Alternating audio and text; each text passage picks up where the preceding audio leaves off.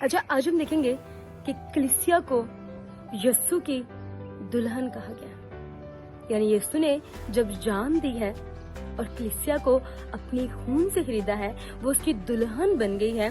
और जो होली स्पिरिट है वो हमारी एंगेजमेंट रिंग है, ठीक है। ब्याने में हमें मिला है, एज अ गिफ्ट हमें मिला है जब हम उसकी ब्राइड बन चुके हैं।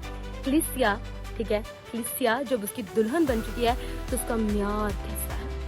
यीशु की दुल्हन, यानी यीशु की दुल्हन जो कलीसिया, उसका म्यार कैसा है? आज हम इस टॉपिक पर बात करेंगे। उससे पहले आने वाले तमाम व्यूअर्स को और देखने वाले तमाम व्यूअर्स को मेरा सलाम।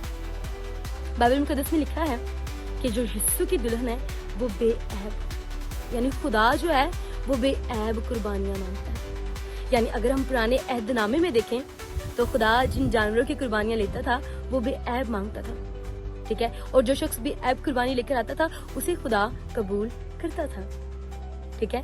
इसी तरह जब कलीसिया खुदा की दुल्हन है, उसके खून से खरीदी गई है, तो उसका बेऐब होना किस हद तक जरूरी है?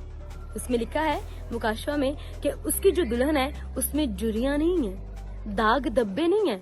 दाग धब्बे और जुरियां क्या है? हमारे गुनाह अलुदा फितरतें, हमारा दुनिया की ख्वाहिशात से अलुदा हो जाना, ये जुरियां और दाग धब्बे हैं। याद रखिए, जब आप जीसस की ब्राइड हैं और वो आपका ग्रूम है, ठीक है, तो आपको दुनिया की ख्वाहिशात में अलुदा नहीं होना। और वो बहुत जल्द आ रहा है। उसकी दुल्हन झूठ बोलने वाली नहीं होनी चाहिए। उसकी दुल्हन लड़ाइयाँ डलवाने वाली ना हो, ना लड़ाइयाँ करने वाली हो। उसकी दुल्हन आंखों की पाकीज़गी की हिफाजत करती हो। ये नहीं है कोई भी लड़का देखा, कोई भी लड़की देखी और फिदा और उसके साथ रिलेशन कायम कर लिया। 10-15 बॉयफ्रेंड गर्लफ्रेंड्स, उसकी ब्राइड ऐसी नहीं है। उसकी ब्राइड के कान पाक होंगे, ठीक है। वो अपने कानों से बुरी बातों को नहीं सुनेगी, वो चुगलियों को नहीं सुनेगी, ठीक है। वो किसी की चुगलियां नहीं करेगी। उसका दिल पाक होगा और पाक दिल ही उसे देखेंगे।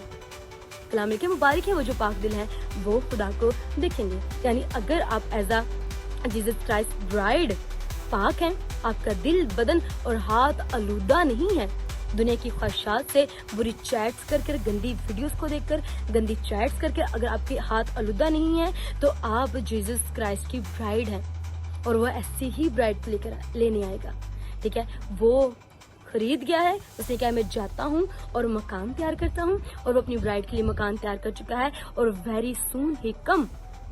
सो as a bride, as a कलीसिया मेंबर, आप उसकी दुल्हन होने के नाते क्या आप तैयार हैं? खुद से सवाल करें। वो उसका आना चोर की मानिद है, आपके दुल्हे का आना, यीशु का आना चोर की मानिद है। कब वो आ जाए बाद में, पर क्या आप तैयार हैं?